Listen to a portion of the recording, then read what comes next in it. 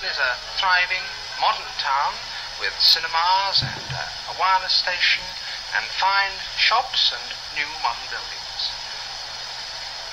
And you don't have to go far outside the capital to find places where the old ways of life still continue relatively unchanged.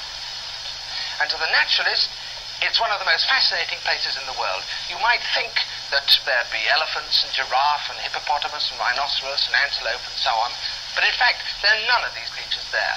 Instead, it has a fauna entirely of its own, creatures that live nowhere else in the world.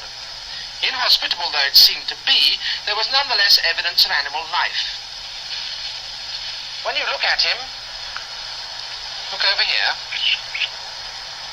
I don't think you think that he's a monkey, although in fact he has a number of features which are quite monkey-like. He has these two eyes facing forward, which is the hallmark of a monkey. He relies for his defense on his teeth. And from past experience of this chap, I'm not going to put my hand inside because I know he'll give me a very nasty nip. And here is Father. He's full grown. I'm very fond of him. He doesn't really have a very hedgehoggy face. Of course, he's mostly nocturnal and only comes out at night. They have the record for the number of babies born at one time. Not this one, but other ones can produce 16 or 18 babies in one go.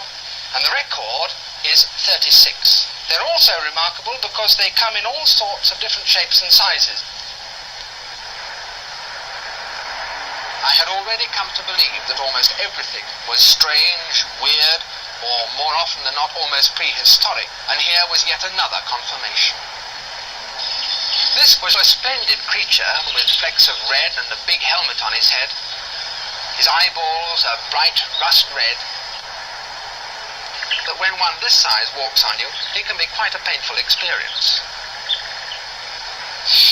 The local people are terrified by these animals, and we actually made use of this because our car didn't have a lock on it. We often had to leave a certain amount of equipment in the car, and I didn't want anyone fiddling with it, so we just used to take this chap out and sit him on top of the equipment, and we were absolutely certain that no one was going to interfere with it. And here's yet another sort. He's got a crest on the back of his head.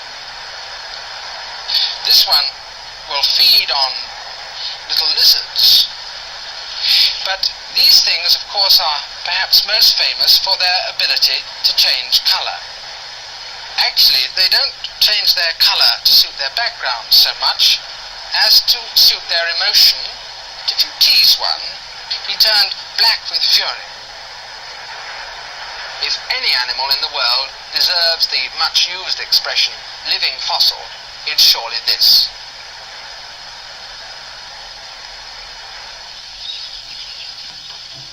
There are many other creatures which exist nowhere else in the world, including such odd things as this, which looks like a hedgehog and isn't, but I'll tell you all about that next time.